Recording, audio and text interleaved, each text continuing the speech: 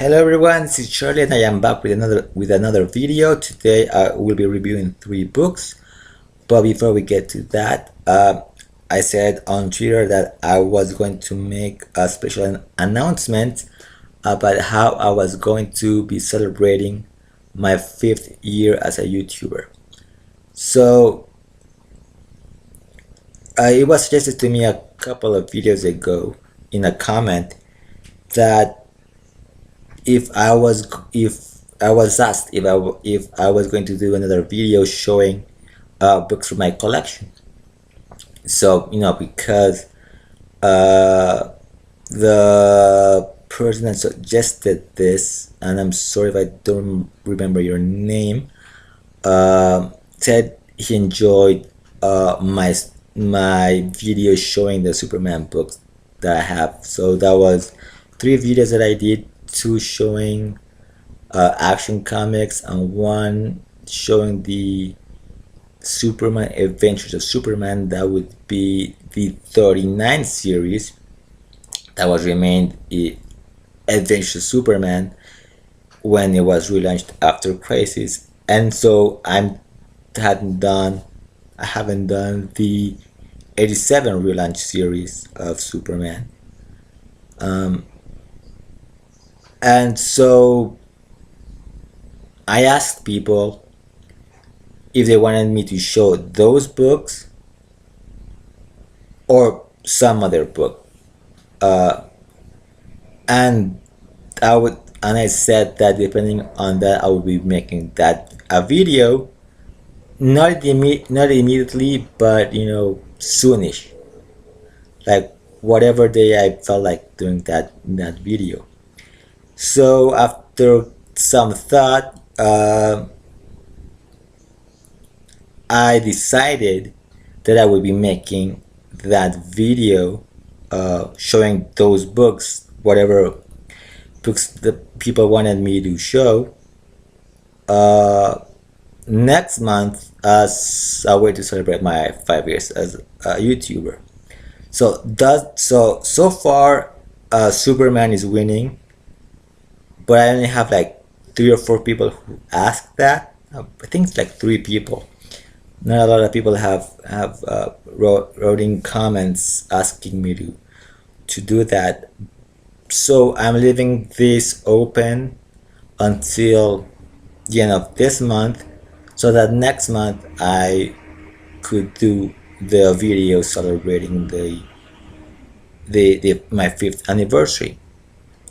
But after some more thoughts, I decided that no, I'm not going to make a video. I'm actually going to do a live stream showing those books, because, well, why not? I mean, it's 5 years. In the past, I did some live appearances in some of the live shows, that some appearances, some hangouts with a few of the other YouTubers. I enjoy that very much, even though some of them were terrible because of technical difficulties. My Wi-Fi was terrible, and I lived in a very large house. So, for example, in my room, I got a really terrible signal, or the lighting was bad, especially if I did things like in the late afternoon or at night. Very bad lighting, very bad Wi-Fi signal. Now that I live in a smaller apartment, that's not a problem. And I enjoyed just getting to talk to people, not just to the camera. So because of it's my 5th year, it'd be great to not just show those books, but to interact with the viewers that show up. I hope I could invite people in as well, and I just base myself on comments. I've never really done a live stream before, so I have no idea how it works.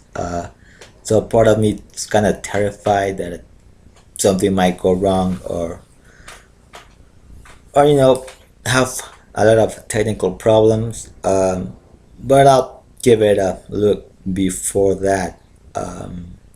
So I haven't decided on a date yet, a specific date.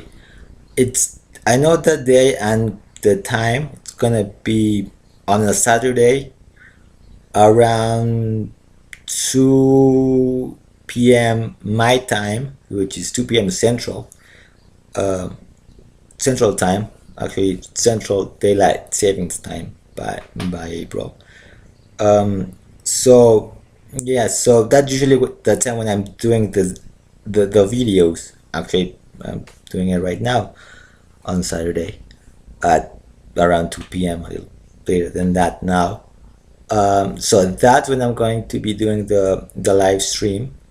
When I pick a date, I'll let you guys know through Twitter, through the videos, even in the description box below, when that is happening.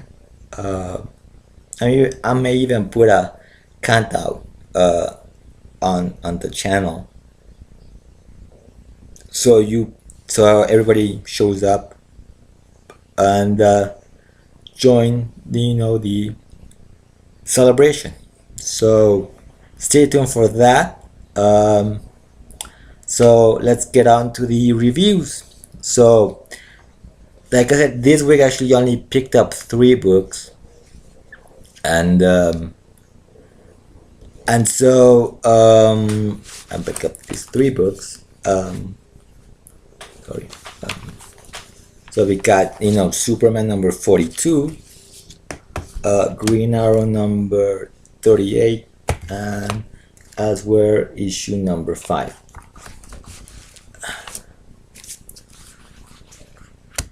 So Superman number 42, which is a story featuring the return of Bizarro. This is the John Boymeyer variant, which is an homage to the Superman Rebirth number 1. In fact, a few of the pages, the opening pages are a sort of parody of Rebirth number 1, Superman Rebirth number 1. So basically, so this is sort of like starts as a day in the life of Bizarro. We now have Bizarro Boy here, and so it's really the complete. As we all know, it's just the opposite of everything that of Superman's life, right? So it's a pretty funny, weird sort of thing, but as it turns out, halfway through we see John and Kathy peering into Bizarro world, and Super Bizarro Boy actually gets to actually sees them, right? But can't really do anything more than that, or so we thought, because he shows up at the very end. Meanwhile, we get a day in the life of the Kents as well, and the fact that John is kind of miserable living in Metropolis because he really enjoyed the living in the country, right? Open air. You can see the stars. And things like that. His friend is there, so it's pretty much a pretty quiet issue until like the very end, where Bizarro Boy actually shows up in John's room. So how did Bizarro Boy get to here to Earth? Well, we'll find out next issue. So yeah, it's a really cool story. I like, of course, the art is by who did the art?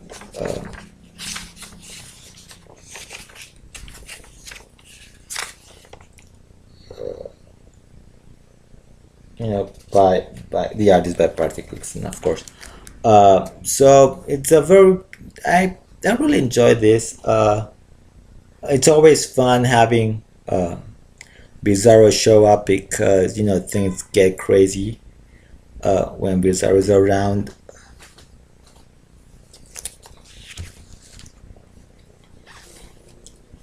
Um, Green Arrow number 38. This is the last issue um, for this theme. The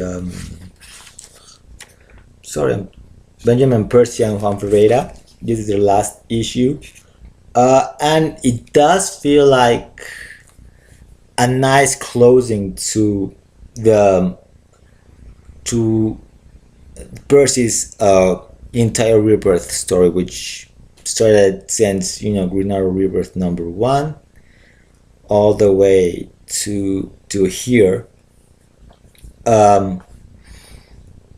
It wrapped up very quickly the whole trial of Oliver Queen. I mean, it pretty much just took a few hours, if you will, a moment. I would say a very emotional issue. It does feel very emotional. Um, you know, Throughout these 38 issues, Percy sort of brought a lot of things back to Green Arrow that had been taken away during the New 52. Excuse me. From bringing back the relationship between Black Canary and Oliver Queen, between Dinah and Oliver, which it's not as long as a relationship as, say, Superman, Clark and Lewis, which goes way back to, the very beginning of Superman's story, almost 80 years ago, to this relationship which is 40 years old, sort of back in the 70s, but had become very much the core of these two characters. So when they broke them up in the New 52, that was it was as bad as the Superman Lewis thing that happened in the New 52 as well. I kind of like that they tried something different, but part of those relationships, whether it's Clark and Lewis or Oliver and Dinah, those are co-relationships that don't necessarily define the character, but it adds to them, right? To them, and they're like eternal. So I like that the fact that since the 70s, Green Arrow had become a sort of urban, well, basically what Percy did, openly saying he's a justice social warrior, right? A social justice warrior, which that's what he wanted to bring back again to Green Arrow. He became the hero that was more down to earth than even Batman. Batman has to deal with these psychotic criminals that are too fantastic for reality. reality. And Green Arrow always sort of dealt with the actual street crime, right? The greedy, the drug dealers, the weapon, smugglers, things that affected everyday people. And again, he brought that back. He's like the voice of the helpless. And again, that was kind of sort of gone. So I sort of brought back that core. The other thing I enjoyed about the entire run actually was that most writers sort of once they take over somebody else usually put away some of the characters that were brought by the previous writer so that they can sort of bring in their own voice and their own flavor and their own mark to the books that they are writing, taking over. But he just embraced what Jeff Lemire brought in 1952 and continued it here in since he took over Green Arrow before the New 52 ended and kind of continued it in this book. He sort of made Emiko, a supporting character. She could he could have visually just left her in limbo and nobody would, I don't really care. But bringing this character forward into the forefront and becoming Green Arrow's new partner. The art, of course, is beautiful, both by the original artist Otto Schmidt, who started the Rebirth era, and Ferreira as well. I mean, there's just the art is unique, in both in the penciling as well as in the coloring, and Ferreira does his own coloring as well. So just love this. And before I close, actually I like this panel because it actually reminds me of the I think it's like a little homage to Green Arrow #1 during the Kevin Smith run. I don't actually have that issue. I actually have a few of the Kevin Smith issues that I popped up at my shop a while back, and I'm trying to get that run of Green Arrow. But this is probably my favorite page. I mean, both with the Team Arrow, which also brought continue with the usage of John Diggle and Henry here, also reintroduced by Jeff Lemire, and here with the Jessup. So, and a great closing for I think one of the great runs in Green Arrow. I mean, first you had to follow up on what Lemire did, and that was a great run, and this is another great run, and it really closes a chapter of Green Arrow's adventures, so that the next team can take over from there.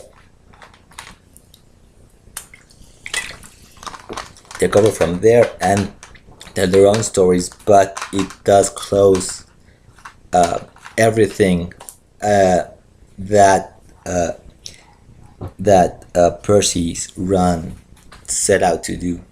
So it's pretty much a clean slate for the next team. Finally, as run #5. So I've actually been reading this series since it came out, and I was quite intrigued why I picked it up.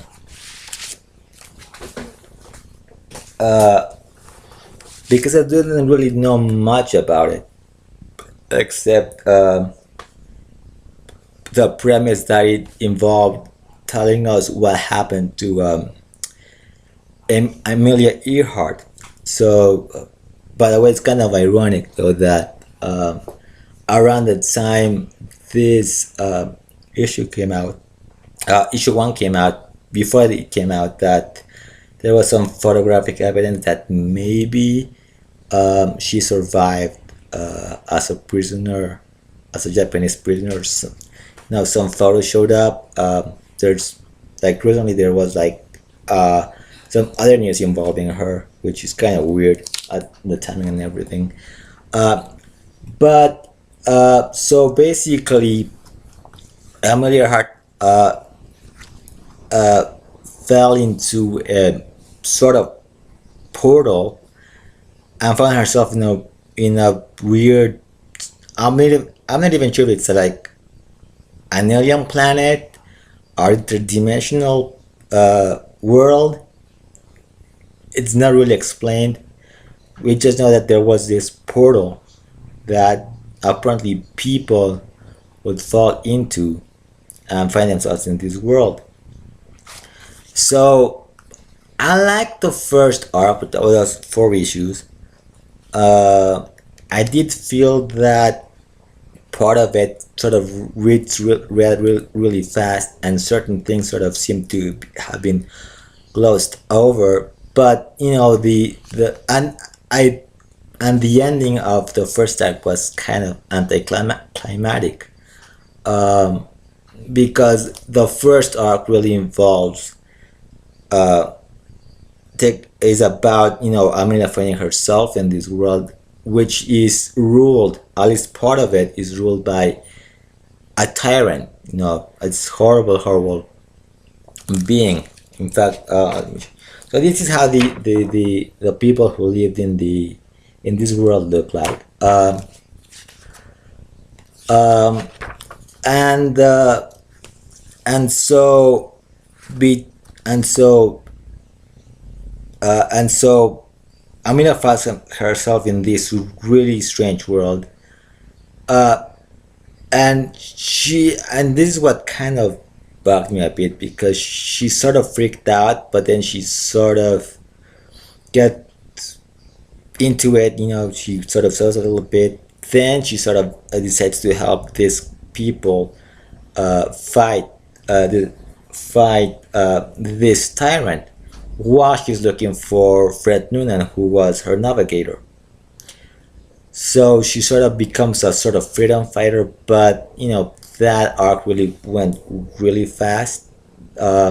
She actually does encounter another person from Earth, with who turned out to be the infamous D.B. Cooper, and he's actually a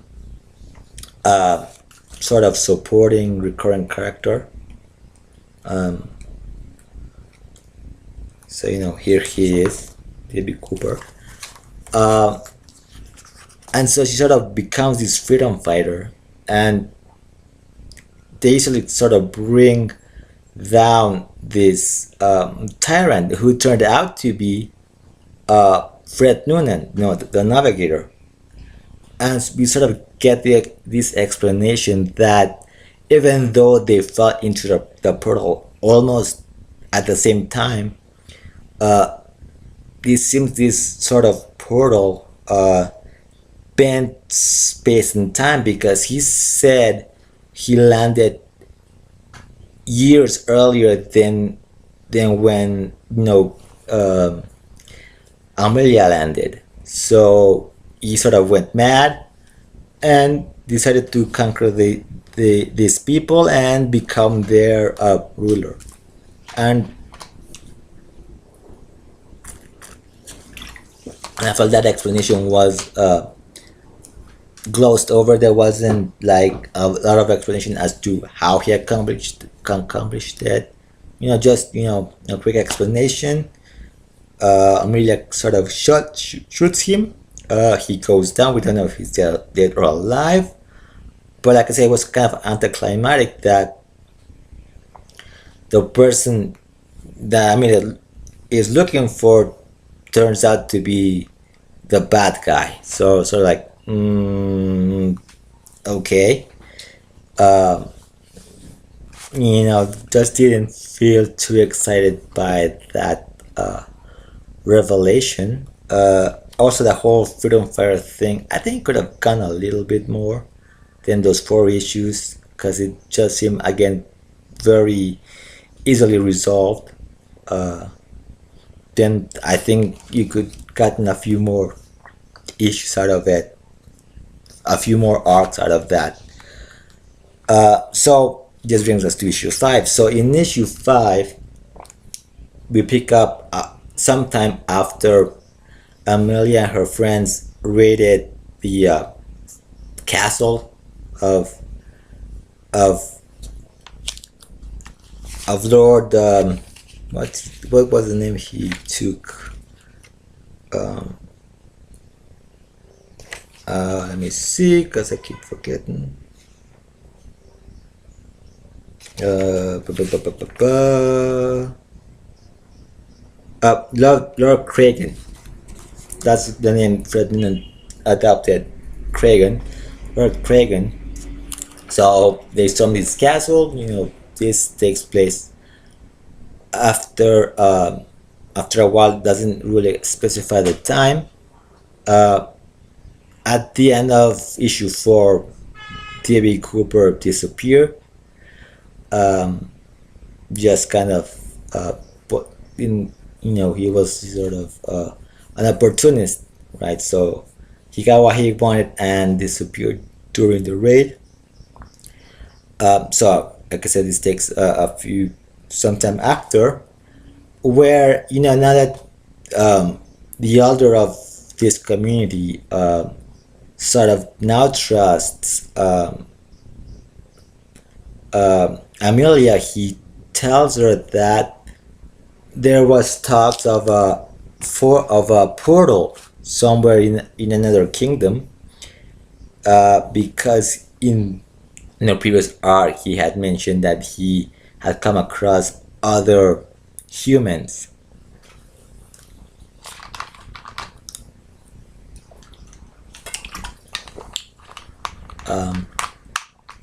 So she wants to know more.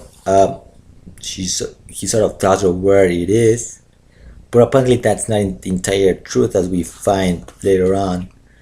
That he sort of told them something, but it wasn't exactly the entire truth.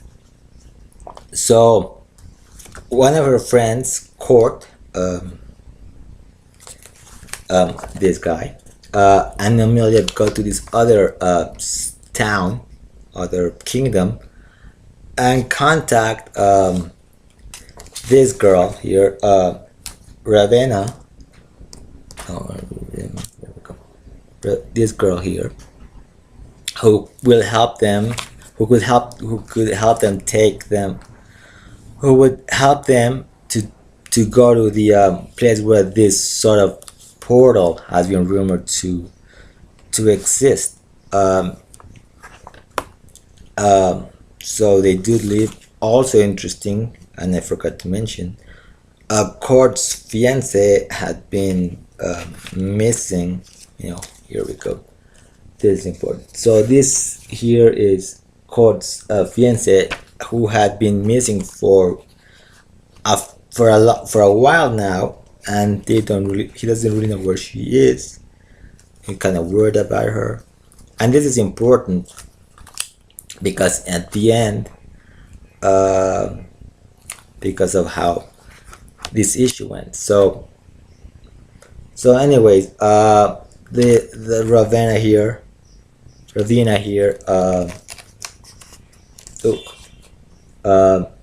tells her that she lost her ship. She could take them, but she doesn't have a ship. So the only way to get it is through having to deal with a newcomer who seems to have a lot of money, which turns out to be D.B. Cooper. So that's why Amelia punches him, because the guy just sort of ran off without telling anyone. So Now he's living the high life with in this place. Typical player, right? So what we find out at the end is that yes, there is a portal, and we actually see Kurt's fiance been taken by someone who turns out to be the U.S. Army. Here we go, the U.S. Army. So it seems that now that's intriguing. That's a good hook there, a good cliffhanger. So it seems that the government, I don't know when, it seems to be taking, in modern times, seem to either have access to this portal, or what's her name,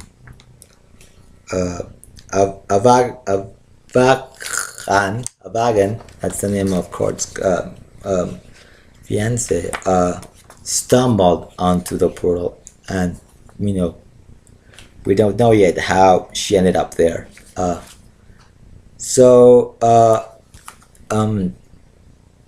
Like I said, I thought the first arc was kind of fast paced, sort of trying to get everything together, sort of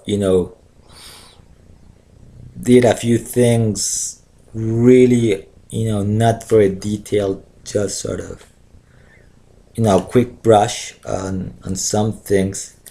So with the beginning of this new arc,